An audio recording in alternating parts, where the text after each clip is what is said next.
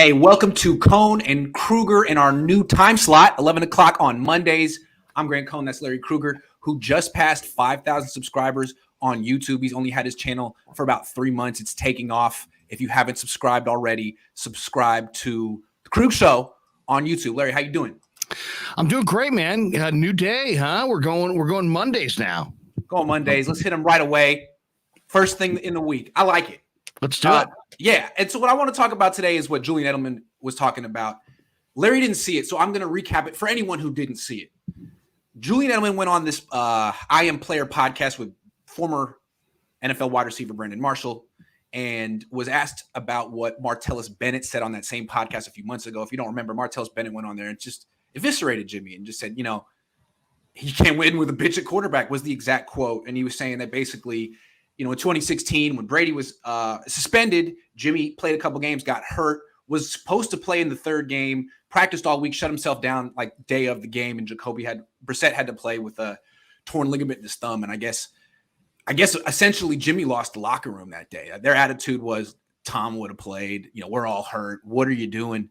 That was very interesting to me. I mean, what do you think of these like vets who were part of that team coming out and publicly being like, yeah, that just didn't fly with us? What did Edelman, when he was asked about it, what did he say? He said, I can understand why Marty would feel that way. I mean, it's football. And someone's like, well, was he really hurt? It's like, I mean, you were all hurt. It's football. I had broken ribs. You shoot this up. You sacrificed to play, and he didn't do it. So Jacoby had to, because Jacoby was hurt too. I mean, maybe they're wrong. It just seemed interesting that the whole locker room seemed pretty. He said, like, you know, there were a lot of guys who were pissed. I was angry, frankly, and here's why. Maybe they've made up since then and worked it out, but clearly, to me, it seemed like Jimmy was never going to lead that team. Well, it's interesting because he did play hurt with the 49ers. Yes, he did last year. And he played, I would say, pretty well as far as I didn't see a dramatic drop off from the way he normally played to when he was hurt. So I'm not sure exactly what to make of that, other than, you know, I definitely feel like when you lose the room, it's time to go. But, you know, who knows? I mean, a lot of that speculation. A lot of times there's a lot of personal animosity between players that have, you know, and the reasons for the animosity always get kind of camouflaged in other excuses. So I'm not sure what to believe there. Yeah, it doesn't seem like they have an axe to grind. It just seems like they looked at him as a backup that they didn't necessarily have to treat with respect. Now, Jimmy never necessarily lost the locker room with the 49ers, but they traded for Trey Lance. And I think it kind of gets glossed over why the Niners were out on Jimmy Garoppolo. And although he did play through injuries last year, remember 2020? I mean, he had a high ankle sprain and never came back. And I think, you know, a lot of people were injured that year. It was like the year of the injuries. Kittle came back. Jimmy Ward came back. A lot of people came back for meaningless games at the end, and Jimmy didn't. And I don't know how. I wonder if we'll ever find out how people really felt about that. Because once he's gone and they start winning without him and they can prove to themselves they don't need him anymore, maybe there'll be some vets who talk like Martellus Bennett and Julian Edelman all of a sudden like, yeah, you know, we didn't really appreciate it when he was practicing at the end of 2020 but not playing. I wonder.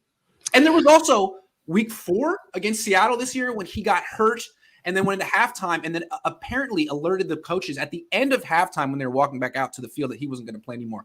That's what Kyle said.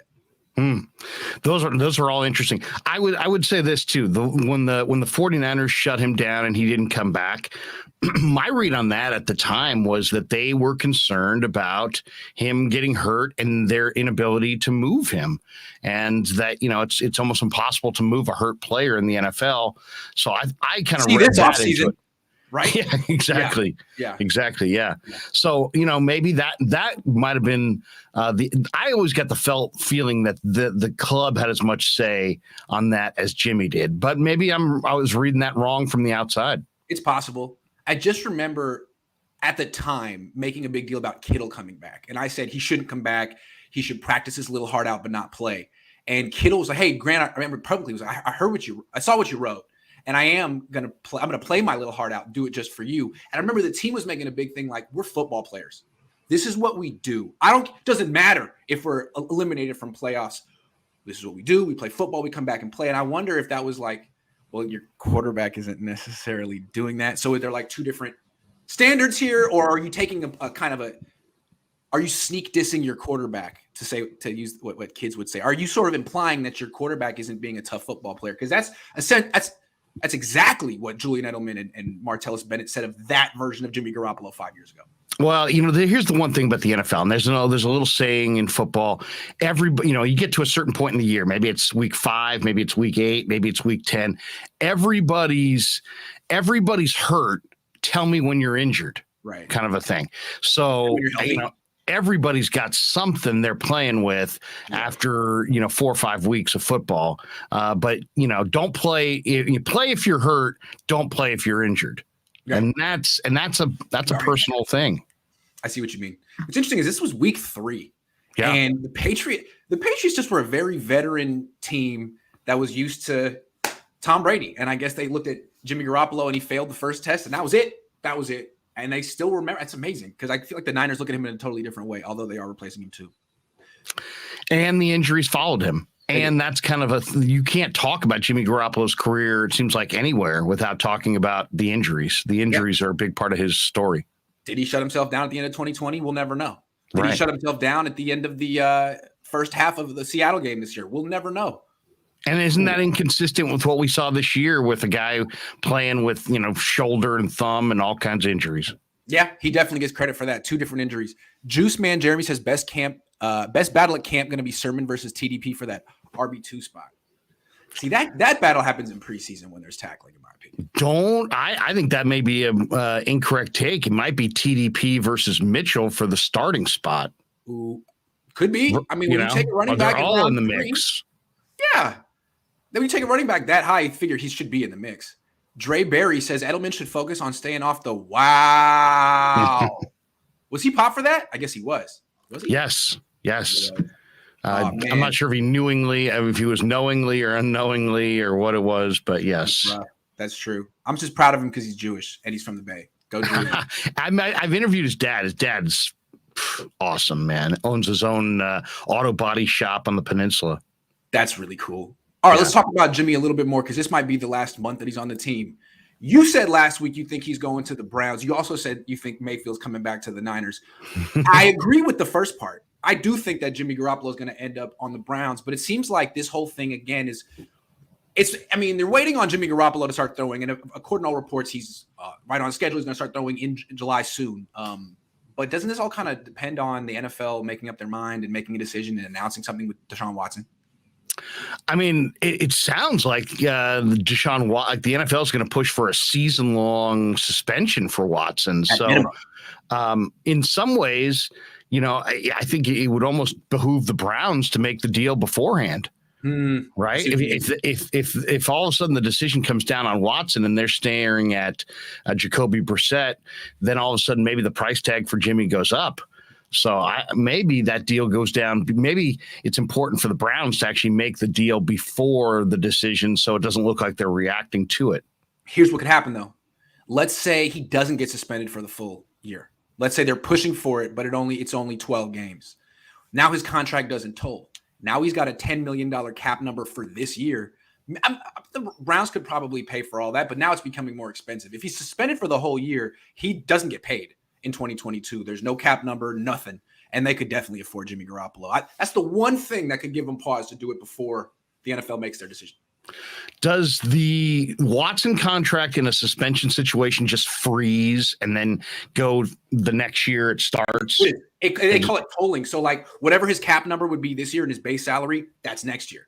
And in August, so essentially it's a 5-year deal, and this year he gets nothing if he gets suspended the whole year. Yes. Wow. Yep. Well, I mean, I got to think that the Browns knew that was a possibility when they made the trade. Big possibility. So, and it came out this week. Well, they're going to go with Jacoby Brissett instead of Baker Mayfield. Well, we know they're not going with Baker Mayfield. Maybe they asked Martellus Bennett and Julian Edelman what they would do on that. Exactly. But what do you think?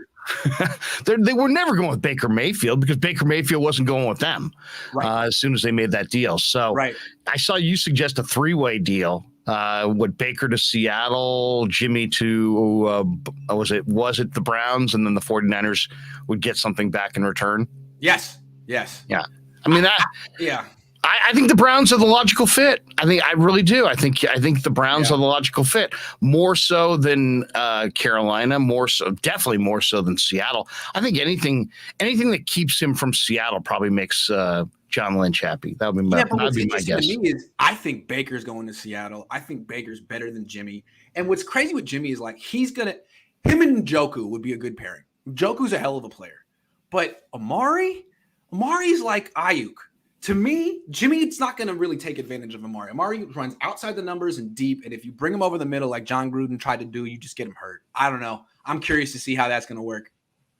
Yeah, I mean, I think the Browns have some young receivers too. They do. I mean, they've kind of changed their receiving core around. They had veterans, now they've got a bunch of young guys. Njoku's got talent, but he's never really done it. They spent a lot on their offensive line. They spent an awful lot of money on their football team. I don't know where they sit on the spending, but I mean, it's got to be pretty high. Yeah. They're pretty deep everywhere. Their D line's pretty deep. Their secondary's pretty deep. So what do you get? What do you get in return for Jimmy? What's the price tag here? I want JOK. I want Jeremiah Owusu-Koramoah, which Niner fans will say, why? I mean, you already stacked at linebacker. I know, but I just personal favorite of mine. But that's I mean, smart. I see what you're saying. Go player, because that way it's not a PR hit, right? If you just take a 6th round pick back, it looks bad. But if it's a player, who knows what that player would be worth as a pick, right? Maybe it's a former 1st round pick that you're getting, something like that. I don't know. I mean, there's no obvious fit for Jimmy. I mean, what position what would you say, without knowing what the Browns have to trade? Safety? Guard, center. Grant Delpit. They just got rid of J.C. Treader, didn't they? Yeah, they did. They have Wyatt Teller, I think. Treader just wrote an article I think he's really he's really powerful with the NFL Players Association. He just wrote an article this offseason saying that agents should push for fully guaranteed contracts for all players. Maybe he's getting blackballed. Tears like, what? How dare you? Take it back. I don't know. Anyway, Nick Harris is the Browns center. Wyatt Teller is their right guard. Wyatt Teller. Okay. Well, yeah, but again, if the Niners could get a player for Jimmy Garoppolo, that would probably make sense. I don't know who they would get though. Not a running back. Not Nick Chubb. Maybe a corner. They get Denzel Ward. They get Greg Newsome. They get Greedy Williams. They just drafted Martin Emerson. I'd take any of those guys. I'd love to get Greg Newsome. Sure. Nickelback. I mean, the one spot where the 49ers, let's be honest about the Niners offseason, the one spot where it makes you go, have they replaced this guy at all? And that is nickel. Yeah. Where, the Browns are slated to start Greg Newsome II, who was a 1st round pick in 2021. That would be a very nice addition, Yeah. Who's replacing K1? Do we know? Jimmy Garoppolo. Yeah, exactly. What they get for him in a trade. James Hennessy says that injury that he didn't play on Patriots could also be that Jimmy hadn't had his payday in 2017 when he left the locker room, still liked him. All right. Well, we'll see. I just thought it was interesting. Yeah. Bosa going to slap around Baker like Pac did Snoop Dogg. I don't remember that. That was a long time ago. Murphy says, if Jimmy is on the Browns, I could see the Browns and Jimmy having a better season than the Niners and Lance. That would be hilarious. What do you think? I think it's viable. I mean, look at what the Browns have. I like David Bell, the Purdue receiver. They have Peoples-Jones. They have Amari Cooper. They got a pretty damn good offensive line. You've got Nick Chubb, Kareem Hunt. They just drafted Jerome Ford out of Cincinnati. They got weapons. They got Njoku. They got Harrison Bryant. 2 tight ends. I mean, that Browns offense is ready to roll. And then defensively. Yeah, and defensively, look what you got. They brought back Clowney, so they've got Clowney and Myles Garrett.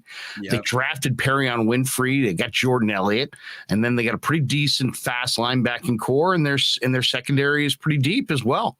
Their secondary is excellent. Denzel Ward, Grant Delpit, John Johnson, Greedy Williams, great. Richard LeCount is a good player from Georgia. AJ Green, just a bunch of top end talent in that secondary. Yeah, that's a good team. Browns are pretty good. Yeah. So Niners got to think about that. We got one more, I think. No, we don't. Let's move on. Last Jimmy topic. We just discussed how his season could unfold if he's with the Browns next year. How do you think Jimmy's career will unfold from this point on? How does the Jimmy G story end? Because it was a very magical start. I think he won 16 of his first 18 starts. I think he's going to be exactly what he is, because as far as he has no downfield passing ability, and that's not on Kyle, that's not on the Niner receivers, that's on him. I think it's 5 of 30 beyond 30 yards for his career with 5 picks, 5 completions, 5 picks. Come on. And then somebody posted, I don't know if it was you or somebody posted all of his, downfield passing throws. And I went through and looked at it and I was like, wow. I mean, there's just nothing there. There's just no, maybe he hit 2 receivers down the field in stride all year. Yeah. And what's funny is they try to call those in training camp to sort of at least practice it or get off. Even worse, I mean, there'd be someone he would just throw it as high as you could. He's like, what happened? But yeah, he can't hit people in stride. I don't know what that is. But I mean, I don't know. Did the Niners think he could when they traded for him? Were they disappointed in that?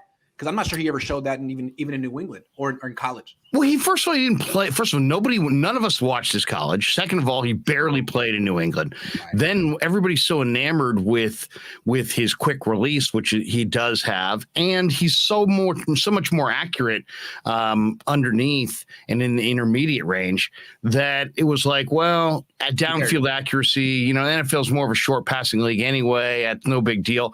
But then when you demonstrate over time that you cannot make the throws deep and outside the numbers at all, guess what happens?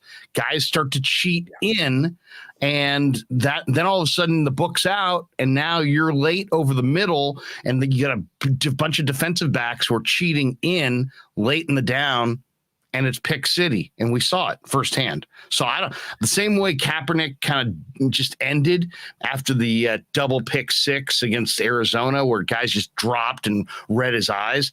I think Jimmy's downfield game is gone forever. I don't think there's anything there, because I don't think he can make those throws. I feel like Jimmy is on the precipice of what happened to Jeff Garcia when he left the Niners. I think it's going to be bad for Jimmy. I think Jimmy was in the best situation possible. Great play caller who did everything to mask his weaknesses. We had Deebo Samuel, George Kittle, his run game. It's not going to be that perfect when he goes to the next place, and no team's going to be that invested in him. I think what's going to happen is he's going to disappoint. He's not going to win the way he won here, and he's probably going to get hurt again, and he's going to be a backup soon. I think this is going to be the last season that he goes into the season as a starter, if he does go into the season as a starter this year. And then he's going to I want to see, how is he going to react to being looked at as a backup? Like Jeff Garcia grinded and got back and got another opportunity to start when he was older. Does Jimmy want to do that? Does Jimmy love football like that? Or is he going to look at his bank account and be like, man, I got $100 million. I'm 30 years old. I've gotten hurt a bunch. I'm a backup. I don't want to do this anymore. I'm really curious to see what happens. I think the 49ers are the greatest collection of run after the catch receivers in the league right now. And so when you have those kind of run after the catch receivers and, tight end, wide receiver, running back, you can throw short. So I think Shanahan's frustration has to come with that. The fact that he had the perfect, group of guys to surround Jimmy with, and Jimmy still couldn't make it happen. So then he's going to go to a new place. They're not going to have all those run after the catch guys. He's going to have to actually throw the ball down the field, and I think he's going to get exposed. Yeah, I think so too. And again, I want to see if he hits that stage of his career like Jeff Garcia or Ryan Tannehill, where you were a starter, but people don't believe in you anymore. What happens? Are you going to grind it out as a backup or not? Someone's at my front door. Can you carry the show for like 5 seconds? I'll be right back. What's the hell going on? I'll be right back. Sorry. We're talking about Jimmy Garoppolo. And Jimmy, that stands out when I think about Jimmy is I think of a guy who really gets rid of it quickly, and really is a guy who, I think makes a lot of mistakes when he's forced to extend the down. Every time we always talk to Greg Cosell would always make sure he would say, Jimmy's not a late in the down thrower. And what Greg means by that is just that, a lot of times quarterbacks will free themselves up. They'll sprint right or left. They'll clear out an open space, and they'll allow their receivers to work open down the field. Then you have to deliver the ball down the field. And oftentimes it's quite a bit down the field. You're talking about 30, 40 yards down the field.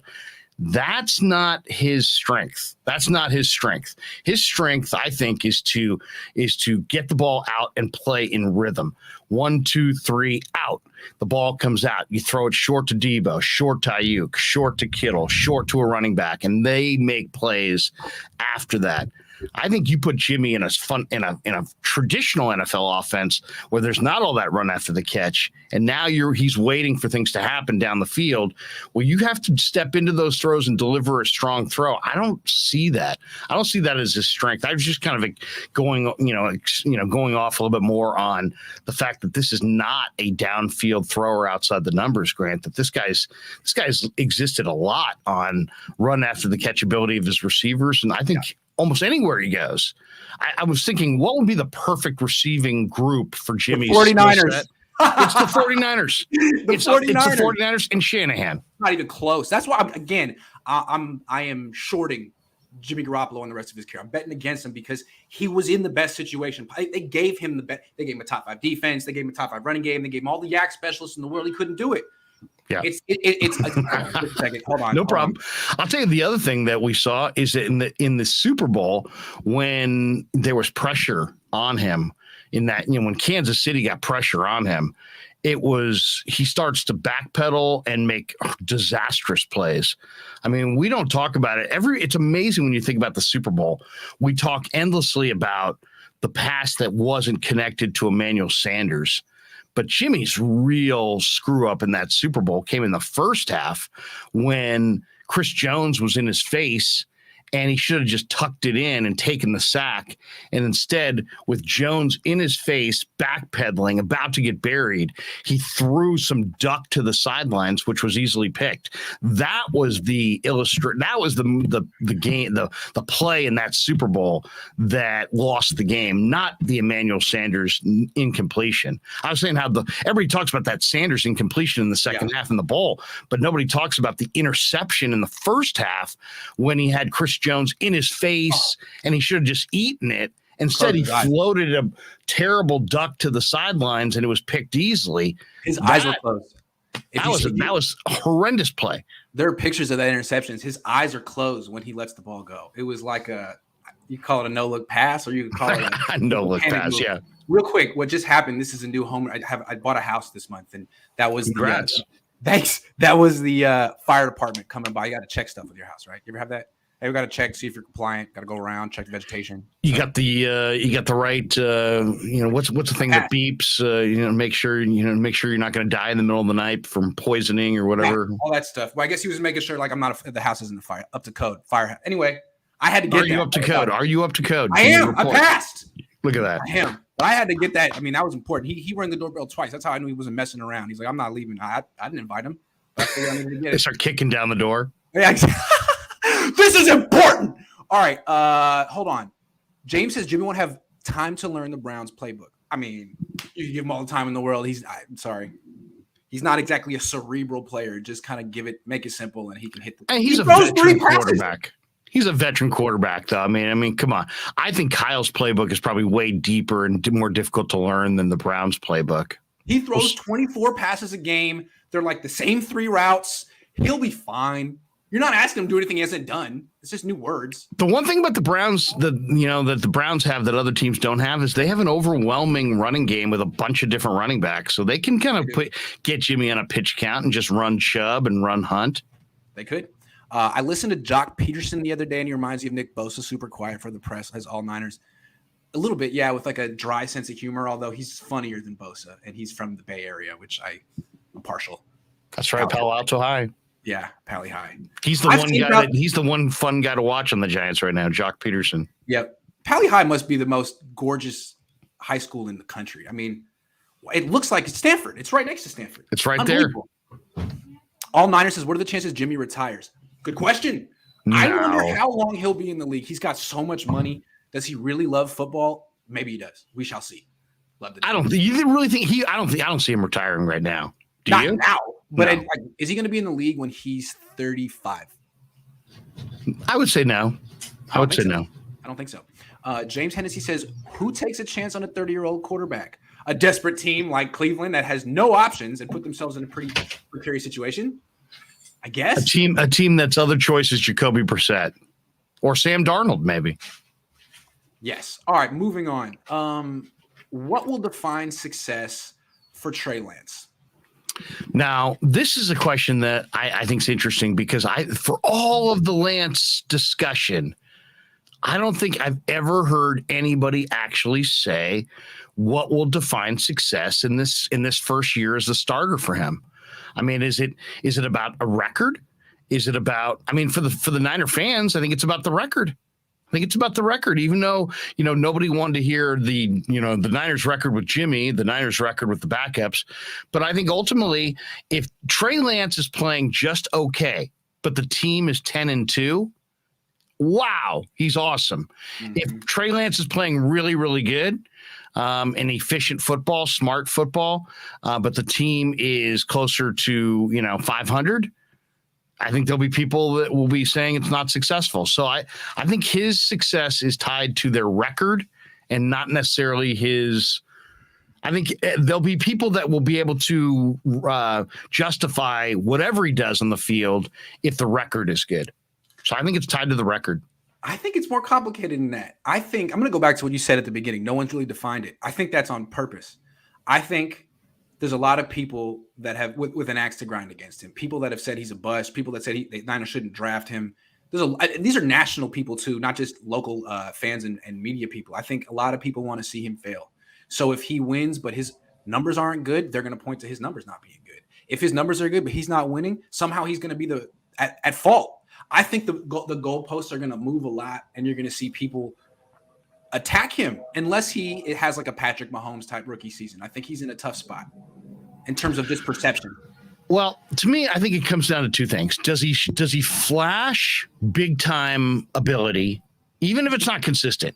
Does he flash big time ability, and what's their record? Right. If he flashes big time ability and the record is good, I think people are going to say that's success. If he flashes big time ability and the record is bad, I think that will be in between. If he doesn't flash the big time ability and there's all kinds of inconsistency and the record is close to 500, people will say it's on him. But I think what I'm trying to say is that like reasonable people will do what you're saying. But to me, like he's a lightning rod, Trey Lance, for whatever reason. And a lot of people are very like worked up one way or another. And I think some people will be very hard pressed to praise him. And I think you're going to have two different narratives around him. The narrative that, he's doing well for his stage in his career, and the narrative that he's not good enough. He's not worth what the Niners gave up. They never should have got rid of Jimmy Garoppolo. I think you're going to have two camps. It feels like people like the Jimmy Garoppolo camp isn't going away. And they just took a lot of crap the last couple of years and they're waiting to get revenge. Maybe I'm reading into this incorrect. I do think you're reading into it because I think, let me just say this. I think Trey is going to demonstrate, and this is just my own prediction. I just think he's going to demonstrate right away that he's better than Jimmy. And so I think there's going to be a lot more limited, and the comparisons are not going to be as strong because I think Trey's going to demonstrate that he's better than Jimmy. And I think the overwhelming theory among 49er fans and media will be that Trey is better than Jimmy. So maybe I've got too high a thought about Trey. I thought he demonstrated it last year too. I mean, when Jimmy Garoppolo got hurt in Tennessee and then didn't play against Houston, which was also kind of strange. Trey Lance came in and just a little rocking at first, but essentially from the end of the first half on, obliterated Houston. Put up some of the best numbers that any quarterback put up against that defense all year. I thought he showed it right there. It was a second start. But again, the Niners were like, Jimmy, we got to go. He's the vet. We got to let him finish this. He gives us So I just wonder, how much does Trey have to show? I think he's shown a lot. Jimmy never shows anything. Jimmy throws the same freaking passes all the time, throws the same interception all the time, but the Niners win. So again, if he doesn't, his numbers aren't great. If Trey Lance could put up better numbers and not win, and people blame him, when we've talked about it all offseason, the offensive line isn't as good. The nickelback position isn't as good. It's arguable whether they got better this offseason. I'd love to go back to, I wish we could do this, go back to halftime Twitter of the Houston game. Oh, it was not kind. Do you remember what it was? I do remember that. I remember he threw an interception in the first half and people were losing their minds. And I tweeted, he didn't see the guy on that interception every game. Like, relax. Wasn't it like a back shoulder throw that he didn't see? He lost track of a defender. He was throwing to Kittle. The hook defender got deep, right? Yep. Yeah. I mean, at halftime of that game, the offense is sputtering. Yep. They haven't done anything. Did they have any points on the board at half? They might have had 3. Yeah. They might have had 3. I mean, I just remember seeing people saying, like, oh my God, Jimmy, oh my God, Jimmy's so great. Jimmy. And then the second half, it was like the Trey, defense wasn't on the field. It was like, whoa, Trey can do it 3 once. Yeah, I thought Trey also bought time. I thought the Niner O-line in that game got handed their lunch by the Texan defensive front, and Trey was running for his life. If you go back to watch that second half, I thought he had a number of plays that would have been blown up in the backfield if it was Jimmy. Instead, Trey got away and made a play. I think what we're going to see quickly is that Trey is among the best, if not the best quarterback in the league at avoiding pressure on his own. I mean, he's got the quickness of a much smaller person, and he's huge. He's really strong. That's kind of Mahomes-like. Think about Mahomes. He's stronger than Mahomes. Yeah, but I agree. I think he's going to have that kind of ability to just escape. Is Mahomes a runner? Nah, not really, but he can escape. And Trey, I think, is the exact kind of thing. Is he a runner? He's not a runner in the Lamar Jackson sense, but he's a runner in the Mahomes sense in that he can escape, and then he's got the big arm to make a play down the field. Yeah. And he's quicker than Mahomes. He's faster than Mahomes. He's stronger than Mahomes. I mean, he's got the idea of Trey Lance is great. I hope he can get there. And we'll see if not playing him last year was the way to go. But what will define success for Trey Lance? I think you got to be realistic.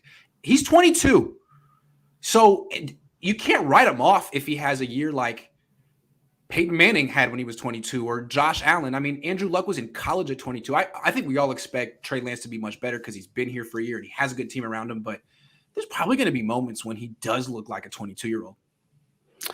To me, it's also about turnovers too, because he didn't turn the ball over in college. And can he continue that trend in the NFL? Can he continue to take care of the football, set the protections, and not turn it over? If he plays mistake-free football and doesn't turn it over a ton, but they don't win a lot of games, I think that will be viewed as success. So I think people are going to. I think he's going to be judged harshly by some and really loosely by the people who want him to succeed. So there is going to be the two. There's going to be the two, like, well, he's not doing this, he's not doing that. Right. And there's going to be other people going, hey man, you have no perspective. He's only played this and he's shown this. And so I think it's going to be a debate. It's an ongoing debate. Because wasn't that what it was like with Jimmy? There were some people that were like, hey, he won. Hey, his completion percentage. I mean, you got to get, including people on his own team, and other people that were like, man, this guy's the worst player in the field. They're winning in spite of him. I mean, there was always a weekly debate. Was Jimmy responsible for this win or not? Or was Jimmy responsible for this loss or not? It was always a big debate. And I think that's now, it's just going to flip. To me, there was the thing about Garoppolo was always like hope until we got into that first playoff game. And then all of a sudden you saw Kyle's reaction to his play with, we're just going to run the ball. We're just going to run the hell out of it. And then you start to look around going, well, wait a second. Does Kyle have confidence in him? Does Kyle believe in him? Why are they running the ball like so much against Minnesota and Green Bay? Then he gets to the Super Bowl. He's forced to throw it. And he had some of the, I just described that interception in the first half. He needed to make 4 or 5 big throws in that game, and he didn't make them. Joshua Wyatt says the deep ball got objectively worse over time. Is it possible Jimmy had bum shoulder from day one and the surgery is actually a much bigger deal? Possible. I also think it's partly mental. I mean, he missed that throw to Emmanuel Sanders in the Super Bowl in front of everyone. That's how most casual football fans that don't root for the Niners remember Jimmy Garoppolo. I don't think he's ever gotten over that. Well, I mean, let's talk about Jimmy too. Close your eyes and picture Jimmy throwing the ball. He does not step into his throws. Not at all. He flicks it. He flicks it, and that's the key to his quick release. Is there's no footwork tied to it, but that also means that your deep ball is going to hang. And guess what? His deep ball consistently hangs. It certainly does. Jacob Mayhew says Jimmy has the quarterback IQ of a high schooler. Trey going to shut everyone up, including the former racist scout BTW. Yeah, it's proven now, Grant. Trey going to go off. Whew. Yeah, I do think that Trey's going to show a much higher football IQ and a much higher understanding of the offense and turn it over less. Also, hey, if you guys even if you do a super chat asking me who I'm working with and who I'm not working with, I'm not going to answer because I'm not trying to gossip about people I've collaborated with. Whether or not I'm working with them anymore, I wish them all success and all the best. and I hope you continue to watch them and support them. That's all I'm going to say about that. Moving on. Do you think it's better to players sit key players in the preseason, especially for the 49ers? Who won the Super Bowl? The Rams. Who doesn't play guys at all in the preseason? The Rams. Yeah. And I think that should be learned from. I mean, we're all consistent. There's an evolution to the whole thing, and it's the copycat league for a reason. And if you do something and it works, guess what? Teams copy you.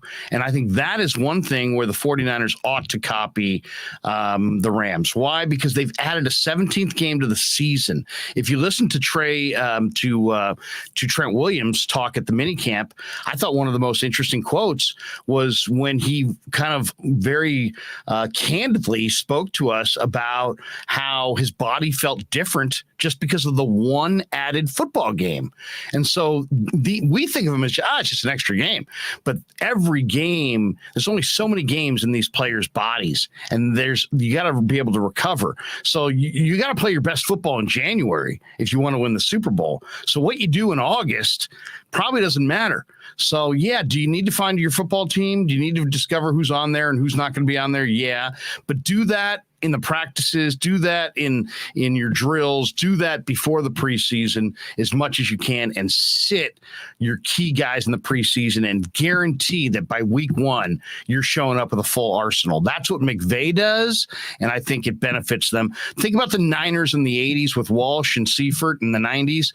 They always showed up in the playoffs with their full complement of players for the most part, and they were very easy on their players in camp compared to most teams in that era.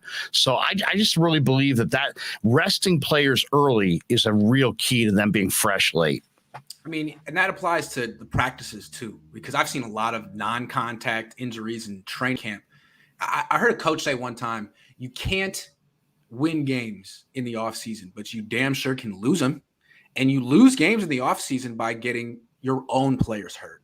And non-game settings. I mean, it's one thing if one of your key players gets hurt in a game. You can't avoid that. But as a coach, you certainly can't avoid the preseason injury, the practice injury. How? By not practicing them, not playing them in the preseason. I mean, it is a 17-game season, 18 weeks, plus the playoffs, no bye week, I guess. But for most teams, it's not smart to play these guys in the preseason. That's Kittle, Trent Williams. I mean, that's what the Niners did last year, right? Select players. Kevin Fagan back in the day had a stool that he brought to practice, a stool. He sat there and sat on a stool, and he was one of the badass players of his era. So why did he have a stool at practice? Because he had chronic knee problems going back to Miami, and they wanted to preserve him. And guess what? They had him. They had Kevin Fagan in those postseason runs, and they won. So sit your best players, especially at positions like tight end, where there's a dramatic drop-off between Kittle and whoever's coming next. Sit Kittle. Don't let Kittle practice as much as he wants to. Also, sit Lance. Lance broke his finger in the preseason last year playing behind the second team offensive line, and that's a bunch of guys who are, end up on the practice squad or not in the league at all. Don't play Trey Lance. God forbid he gets hurt in the preseason again.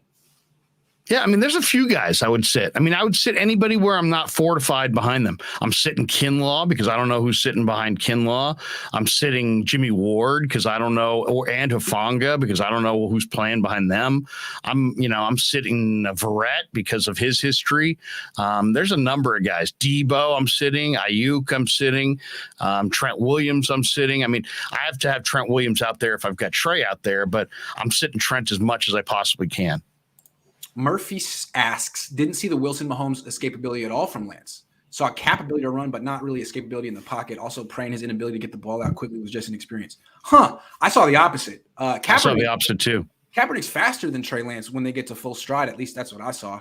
But I don't know. I thought Cap was he was not elusive in the pocket. I felt he was pretty much a sitting duck until he was at full speed. Oh yeah, he was dynamic on the Kaepernick was dynamic on the run, Yeah. but he didn't even have Brady's ability to move within the pocket, No. and he's 10 times the athlete as far as being a foot athlete. Go back to that second half of the Texans game and look at that again and tell me that Trey didn't do an incredible job of moving and sidestepping defenders, who had a free run at him and extending the down and keeping his eyes downfield. So I think he kind of flip-flopped that. Rob Martin says, don't forget wide open misses to Juice in Tennessee. Trey will succeed and lead us to glory because of what's between the ears, physical talent, a bonus. Yeah, I like that. And that's basically what the Niners, the vets have said about him is like Trent Williams in particular. What's most impressive about him is his makeup, and that's what's going to differentiate him from every other young, gifted quarterback. That's what he said, and I can see that. I agree. And then I'll say this, that is consistent with the road scouts that I know who went in and saw him at North Dakota State the last couple of years. They said, you know what, this kid between the ears, this kid's work ethic, this kid's mental makeup and maturity is off the charts. The physical stuff is really, really good, but what really separates him is his love for the whole process of pro football. Joshua Wyatt asks, what is the Niners' plan if Trey gets injured behind this offensive line? It looks like on the surface like they are writing off the season and betting on 2023. Yeah, I don't think they necessarily have a plan if he goes down, unless Jimmy Garoppolo stays in the team, which I don't expect. And I kind of agree with what you're saying on that one. Not writing it off, but sort of like saying whatever happens, happens, basically, and we're okay with anything. Yeah, I mean, they're kind of in the same boat they were a couple of years ago where they have a starter and they don't have a great backup. But I actually have great confidence in what we're going to see out of Purdy. So I feel like Purdy's going to show people that they actually have an alternative in a pinch. All right, let's get off quarterback spot. Javon Kinlaw is working his way back from a complete ACL reconstruction. He's been showing his workouts and his recovery, and it seems like he's going to be ready for training camp. If he goes down at any point, what happens to this defense? I mean, how do they stop the runs right up the middle if they don't have Javon Kinlaw? Because again, they lost DJ Jones as well. This is I think that going to be a potential problem because Kinlaw has never demonstrated that he can stay healthy, and Ridgeway is the only guy they got behind him at that run plugger spot. I mean, they got other guys there. They've got Kerry Hyder, but Kerry Hyder is not a two gapper. They got Mo Hurst. Mo Hurst is not a two gapper. He's gonna hit a gap and go. Givens is more of a penetrator. Kalia Davis maybe is that guy, but I don't think he's going to be ready to roll. So they're going into this camp with Kinlaw needing to play like DJ Jones. He needs to show up. He needs to play with leverage. He needs to shut down that inside run. If Kinlaw goes off, to me, it's like one of the biggest questions of the year. If Kinlaw goes off and becomes this incredible player, the 49ers could take a step forward on the defense. But if he can't stay on the field and they start getting gashed in the A-gaps, I think the whole defense breaks down. So I would not be surprised. As deep as their D-line looks right now, the concept of going outside this team for reinforcements, I think that's going to be viable if Kinlaw goes down. I think that's what we're going to see. They're going to have to go outside what they have to fortify that D-tackle spot, which is shocking considering how deep they've been. Agree. What's the best way to shut down Nick Bosa as a pass rusher? Run the ball up the middle. Run the ball right up the middle. I mean, Bosa's not even involved in that, up the A gap. And what I saw last year was Kinlaw's a very good run defender, but he was in and out. And initially, Armstead was playing defensive end. So when Kinlaw wasn't on the field, they would have these rotations of defensive tackles where they were like Kentavious Street and Kevin Givens. And I like Kevin Givens, but he's just like a slightly bigger Maurice Hurst. He's not a two-gapping nose tackle. They're one-gap penetrators. They almost lost to Detroit. They were up big. They almost lost because they couldn't stop that run, and they had to make changes.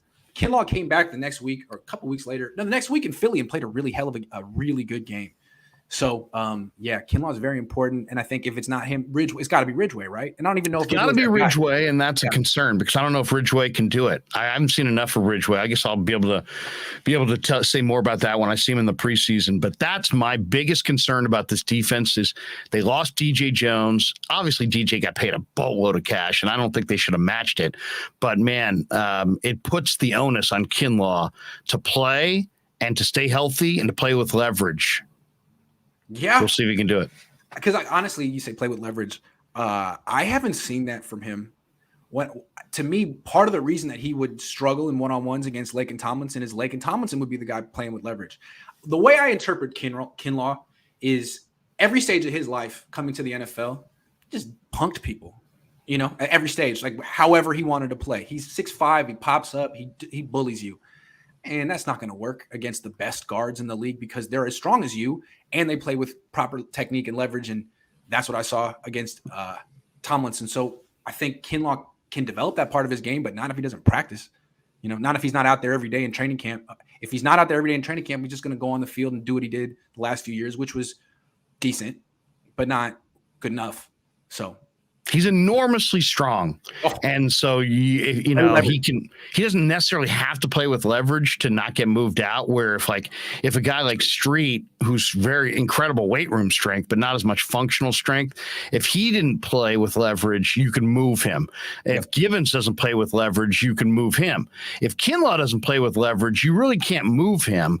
Yeah. But how effective is he against the run? Is he shutting down those run holes? I mean, they lost a tremendous talent in DJ Jones. And I just don't know that it's like he was so underrated that he may even be underrated to the Niners. And they may realize what they lost this year once the games start coming down. When I think of Kinlaw playing, I think of him jumping up to bat down passes. He does it a lot. He did it in college. And to me, that's a function of him not playing with leverage, getting sort of stonewalled, and then trying to figure out a secondary way to impact the play after his pass rush got shut down. And he's very good at that. He had the interception that one time, the pick six, but I'd like to see him, continue the pass rush, be a little bit more effective in that area and not have more pass breakups than sacks. It's like I've given up on the idea that he's a pass rusher, but I will say this. If he just can stay healthy and on the field, to me, that's I think between how the surrounding cast, how well he's coached, and if he can just stay healthy based on his gifts alone, his strength, his ability to, as you said, bat down passes late in the down, I think he can be effective if he can just stay healthy. My thing, this is a total tangent. I wish players like Kinlaw, who weren't really pass rushers, would play offensive line. There was such an athletic disparity between offensive linemen and defensive linemen in the NFL. And it'd be nice if some of the better athletes would play offense. I think he would be just a phenomenal guard. Imagine him pulling and blocking. I don't know. If you're just a run defender, I think there's more value to play offensive line. It's interesting that you're saying that. It's interesting because I look at Jason Poe, this kid from Mercer they drafted. He's like that. He's got the quickness and tenacity of a defensive lineman, and yet he's an offensive lineman. Yep. So I agree. And I'll say this. I remember one of the things I used to love to look for is the conversion. Show me the offensive lineman who was a defensive lineman until his junior year in college. And then that guy sometimes can be really, really menacing offensive line. A lot of times the best offensive linemen are guys who used to be tight ends. Joe Staley. Yeah. Guys who were more athletic. A tackle, you need those quick feet. I mean, frankly, Mike McGlinchey's he's like an old school offensive lineman. I mean, I couldn't picture him playing any other position. How about remember Ray Brown? Ray Brown started as a 217-pound, whatever, and tight end, receiver, whatever he was, and he became a tremendous offensive interior guy. 318 pounds. I guess these 5-star athletes out of college think the money's in defensive line. Maybe they think it's more exciting. But look at Trent Williams. That's a hell of an athlete who made a lot of money playing offensive line. You might want to follow his. I don't understand why it doesn't have. It's like every year the disparity in terms of athleticism between O-line and D-line is greater. Something needs to change. Yeah. Right now. Murphy says this year already feels like a write-off / year to get Trey experience. Then roll into next year with $25 million in cap rolled over from Jimmy. Probably smart, but sucks because NFC is pretty weak this year. I agree. I do agree. And I wish they would have done this last year. Get it out of the way.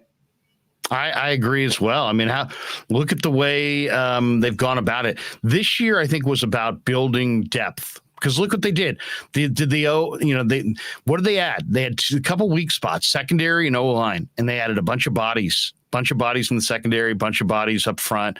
I don't think that they know right now which of those guys can play and which of those guys can't. But they're going to put a bunch of bodies in camp and have a nice competition. It's going to be fun to watch because the competition is going to be fierce at those two spots. What's going to be interesting is the Niners are clearly in look, we like to see what Trey's going to do before we make any type of big moves.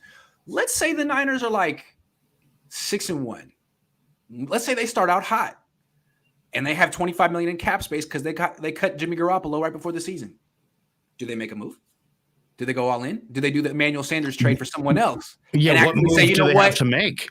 I don't know. I mean, who knows? There's always someone available. It's we didn't really make the big all-in move in the offseason besides the Travarius Ward thing, but our team's better than we expected, so we're going to go for it now. I'd like to see that if they're in that position. I agree. They did it for Jimmy in 2019. I could see it. See it. It would take the right player being available. Yeah.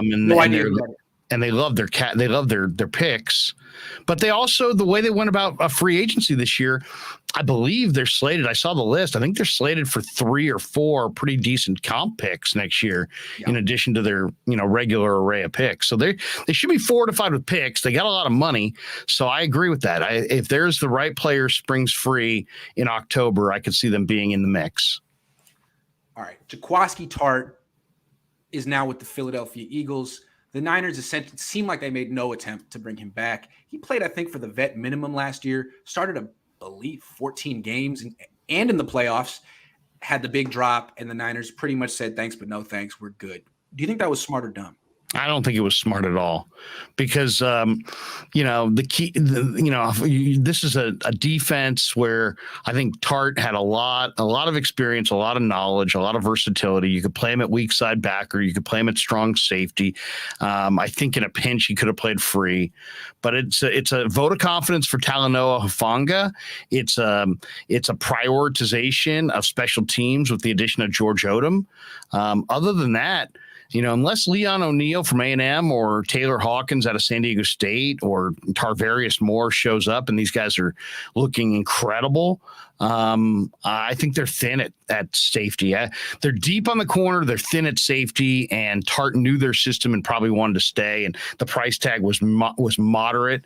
And I think they're going to be – I think at this point – I think at this year they're going to pick up some player on the cheap that is a reasonable facsimile of Tartt, and we're going to be asking ourselves in whatever week that is, why didn't they just keep Tartt? Yeah, fair. I don't have a problem with wanting to move on from Tartt. He's 30. He's not like an impact player. He's not essentially particularly durable. To me, he's replaceable. The thing is, they didn't replace him. Talanoa is terrific. I mean, I'm not saying he's terrific. Talanoa is one guy, but you had both of them last year. If they had drafted a safety at any point, I'd say, okay, fair. You know what? Jaquiski, good luck. They got another guy. Even in round 5, they got 2 safeties. If Talanoa doesn't work out, they've sort of hedged their bets. They didn't. They're all in with Talanoa, and I guess the undrafted free agent, Leon O'Neal. I mean, George Odom isn't as good as Jaquiski Tartt. Had they drafted Nick Cross or any safety in the first 5 rounds, you could sell me on them being just as good at safety. But right now, I feel like they took a step back. It's one of those weird things because I think Hufanga is a terrific player. And if he plays as well as I think he can potentially play, we're not gonna even notice that Tartt's not there. But if Hufanga gets nicked up or Hufanga has some kind of soft tissue injury, and now it's George Odom and Leon O'Neal, I think there's going to be some holes in that secondary, and people are going to be asking, was it wise to let Tartt walk?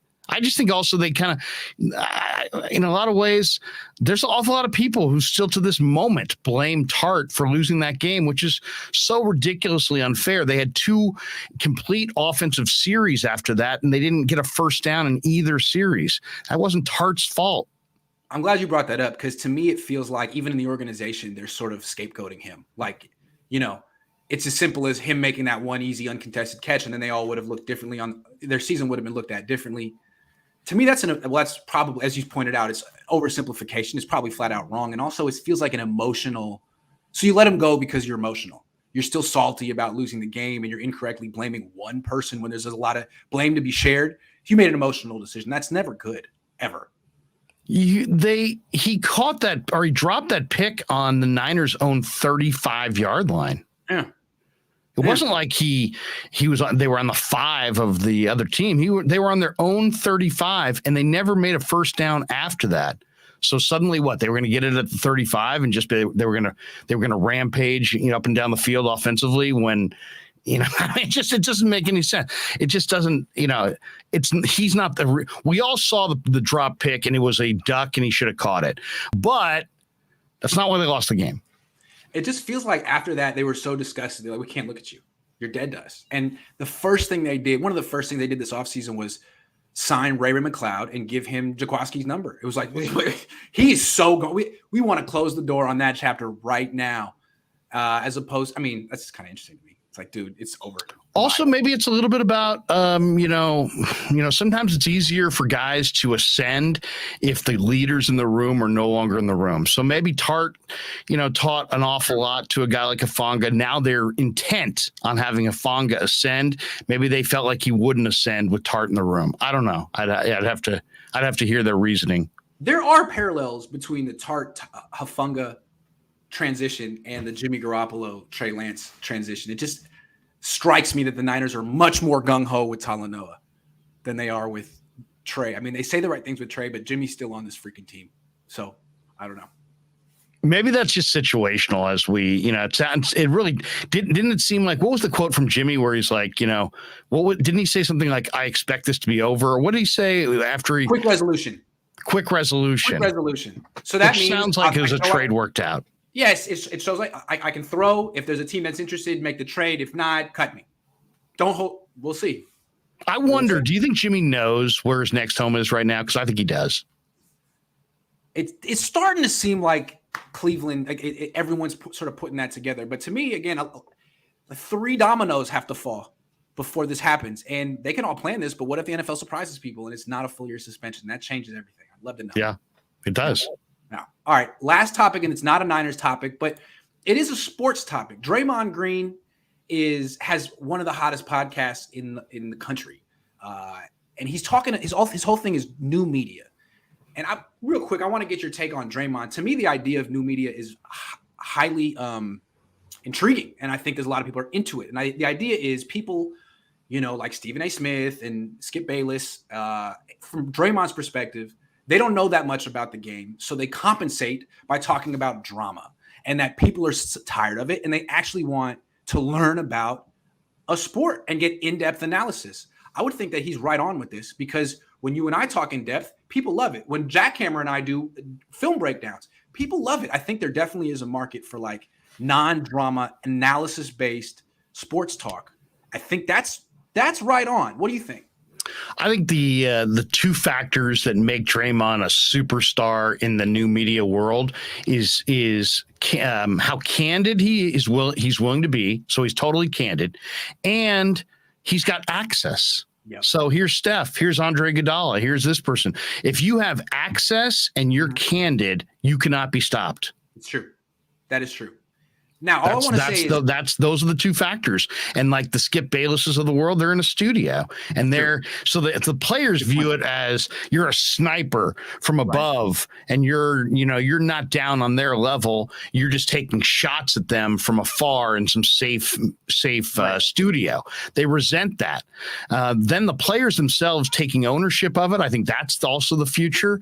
They're not all going to be as candid as Draymond Green. They're not going to be as willing to be as candid, but they're going to have the access. The players will have better access than the media to other players. And if they are willing to be candid and they're totally confident in how they're going to, bring themselves forward and how they're going to distribute their message, I think they win. I think any player that's willing to be candid already has incredible access and will be a great media superstar.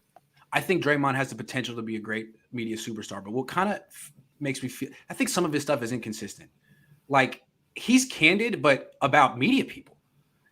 When he talks about other basketball players, everyone's absolutely incredible. That was absolutely incredible. This guy, I think part of new media is, you're not allowed to criticize athletes if you're not a professional athlete. And even other professional athletes shouldn't be criticizing each other because they're all in it together. That to me is very boring. I like the analysis, but I don't like the endless praise. And then when he criticizes, like he's on a crusade with Kendrick Perkins. He hates Kendrick Perkins. Whatever, man. And last night I think he went on and called Kendrick Perkins a coon. Like, dude, what? That's not new media. That's not new media. That's old media. That is very offensive, and it's name calling. So I feel like Draymond, you have the power to do like this new thing in basketball, in media, and it's working. But that's whack. I don't like that at all. Stick to like new media, not old media. I thought that was pretty whack. Well, okay, but let's talk about it for a second. What is the attraction of it? It's a soap opera. Yep. That's what it is. It's a soap opera. What is the NBA? That's old media, the NBA, you could argue that the NBA discussion on the floor is surpassed by the NBA discussion off the floor. Yep. What are guys going to do in free agency? Who likes who? Who doesn't like who? Who's got a vendetta against this guy or that guy? Yeah. So it's a combination of candid, access, and soap opera. But I agree with you. The every player's great, but let's be super hypercritical on some random media person. It's like that's tired, and that will run its course, and people will see it for what it is. Last thing I want to say, again, I think Draymond has a lot of potential. He could be the best, but like he's talking about new media. Dude, you work for Colin Cowherd and iHeartMedia. That's as established as it gets. Frankly, what Larry and I are doing right now is new media. If Draymond were doing this all on his own, and he could on YouTube, that's new media. But to be on Colin Cowherd's network and to take shots at people on ESPN, that just seems hypocritical. Like, this is the same thing. Yeah. You know what I'm saying? That's all I'm saying. But again, Draymond, I interviewed him one-on-one 10 years ago. He's phenomenal. He's the real deal. When he breaks down basketball, defense, anything, I would watch that. I mean, it's the best. He has the best basketball analysis in the world. But now he's done this like revenge tour ever since they won. Like, fuck you. You gotta do that, man. Come on. But it works. It works. People like it and people fall for it. But yeah, I there was a part in the Warriors Celtics series, Grant, where they kind of gave us a live mic on Marcus Smart, and he was so analytical and so cerebral and so pointed with his on-court discussion with his teammates about how to handle, the pick and roll and how to defend the pick and roll. He wanted it done so specific, and he was totally calm and but he meant what he was saying. I thought that was, guys like that who know the game cold. I think there's an analysis level they can get to that media people can't get to. So I think people are always seeking out that absolute wisdom, but also they want someone who's candid, and not everybody was willing to be Draymond Green and kind of wear it. But if you're going to be candid, you got to be candid all the way through. You can't just cover all your buddies and then be super candid about, some writer. After a while, I think he's new to the game, so everybody's giving him a wide berth. But if he goes forward for another 5 years and every player's, patting on the back and he's got all these media gripes and media grudges, I think it will get old.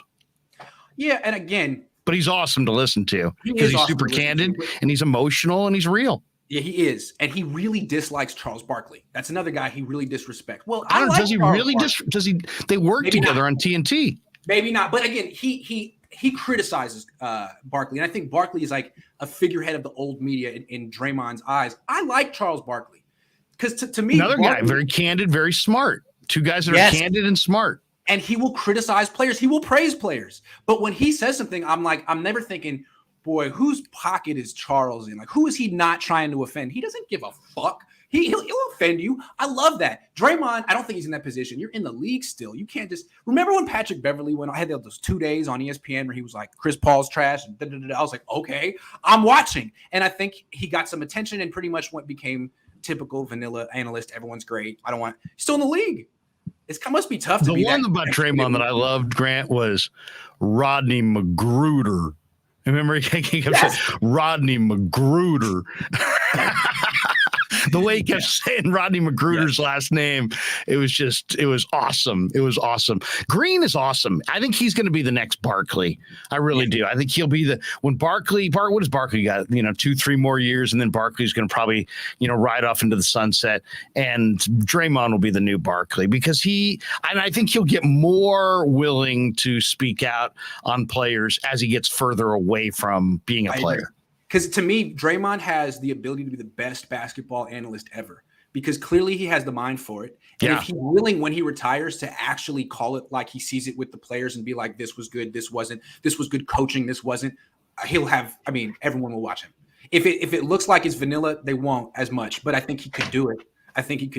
And I think he can play any major role he wants. He wants to be a coach. He'll be a great coach. He wants to be a GM. I think he'll be a great GM. He wants to be a broadcaster. I think he can be the best broadcaster. So he's an enormous talent, man. And he's like the real deal because he's such a cerebral player, and yet he's so verbal, and he's got this attitude and swag about him. That's awesome. To me, Draymond and all the people who said, "Oh, how could he possibly do a podcast while the finals is going on?" Like what? What do you think these guys do all day? They're doing something. They're watching TV or who knows, playing with their whatever, playing video games. I mean, the fact that he couldn't do a podcast, he can't talk during the finals. I thought that was kind of funny. Just think of it as another press conference he did that night. Yeah. And the idea of what makes his show so attractive is I don't understand basketball the way I understand football. Like when I watch football, I can tell you why a team won, why a team lost. And that's a very complicated conversation that most, fans can't actually do.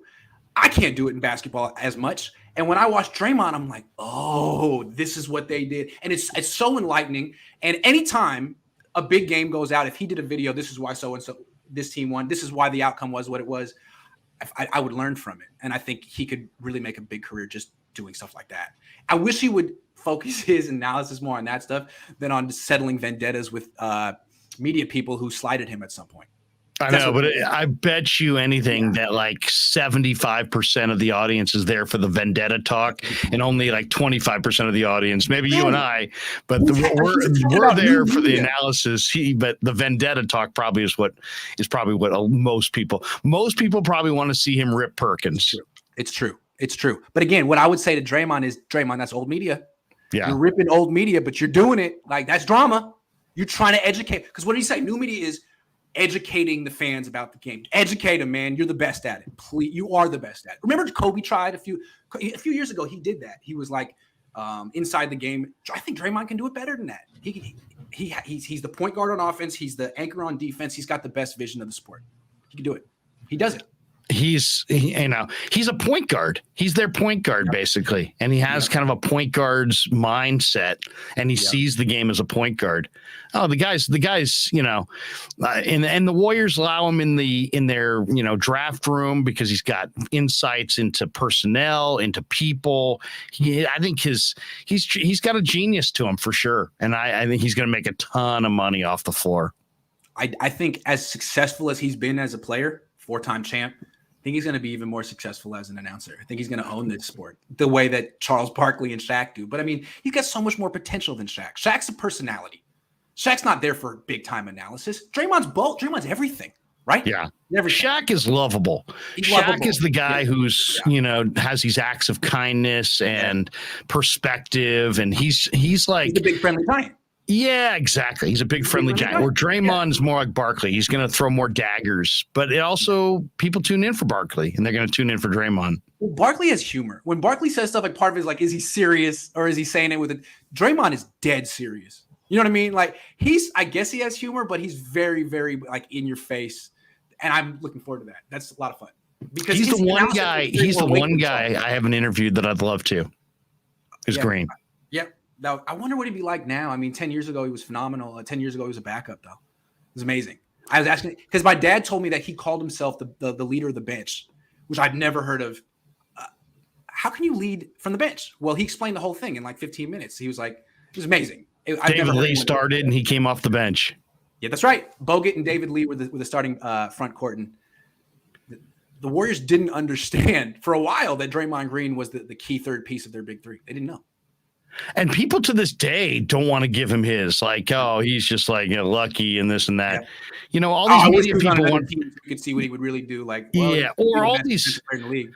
all these Northeast media people were just convinced that he was going to, the Celtics fans are in his head and he's going to go south. You knew he was going to adjust. You knew he was coming back.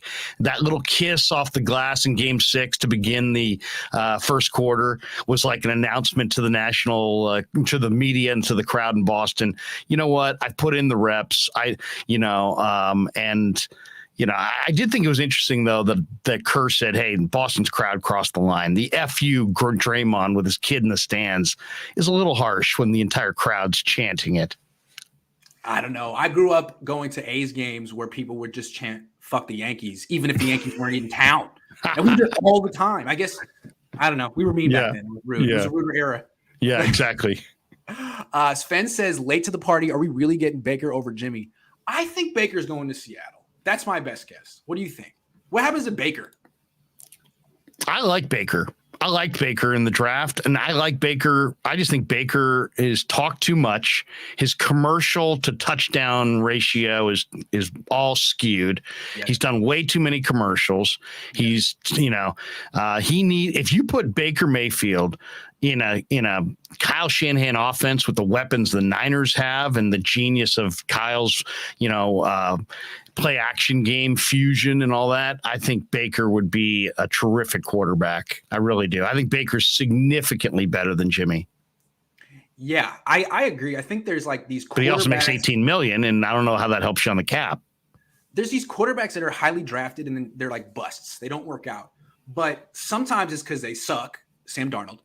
Or sometimes it's because the organization they were drafted into sucks. And I think that could be Baker. I don't know that he's ever going to be like a top 10 quarterback, but he might be a top 15 guy. And if you put him on a good team, you actually might go to a Super Bowl with him. I mean, he's more gifted than Jimmy. He can throw the ball down the field. He can spin the hell out of it. He can throw it. He can move. He can make plays off schedule. The only thing I wonder about Baker is the maturity. How mature is he? Can he lead? Can he lead the room? It's not a room full of kindergartners. These guys are men, and they know fakes, and they know guys who are posers, and they can smell a fake a mile away. And if he's got anything that's fake about his persona, it won't fly. But I'm just looking at his game, and I just think if you watched his game and you put his game in the Niners situation, I think he'd flourish. I think a lot of people around the league think that he made Odell Beckham look bad. That he was making Odell Beckham look like he was unprofessional and lost a step or whatever. And then Odell Beckham's dad came out with all those time he was open and Baker wouldn't throw him the ball. Then he went to the Rams and really did produce. And I think a lot of people around the league are looking at him like, why do I want to play with you? You made this superstar look bad. What are you going to do with me? I think Baker does need to be taken down a peg a little bit, be a backup for a while or something. Because he carries himself like he was made like a made man from college. Who cares that you won a Heisman Trophy? It doesn't matter. What have you done in the NFL? I think a lot of people look at him as not enough. So now he has to be humbled. I don't know if it's happening. I mean, he requested a trade. Who do you think you are? How many teams really want you? 1, 2? And he was so broken down last year that his film sucks. I mean, his film from this last year is terrible. I mean, he made some really bad decisions this last year, but he was playing, totally beat up. I mean, he just got his butt kicked. Yeah. I mean, and by the end of the year, he was just a shadow of what he was healthy. So get healthy, get into a good offense, and make sure that wherever you go next, you get it right, because you're probably not going to get a third opportunity at a starting gig. Yeah. Well, good luck, Baker. Good luck, Jimmy. Those are two guys I hope to not think about in the future ever again, but we'll see. We got 4 weeks until training camp. This was a terrific show. Made something out of nothing on June 27th. I'm always proud when we can talk about Niners for an hour and 15 at the end of June. Thank you, Larry. Good show. Hey, thank you, man. I like the new Monday slot. It's gonna be great in season, man. Absolutely, I like it too. Thanks for watching, everyone. Make sure you subscribe to Larry. He just broke 5K. Thank you to everybody.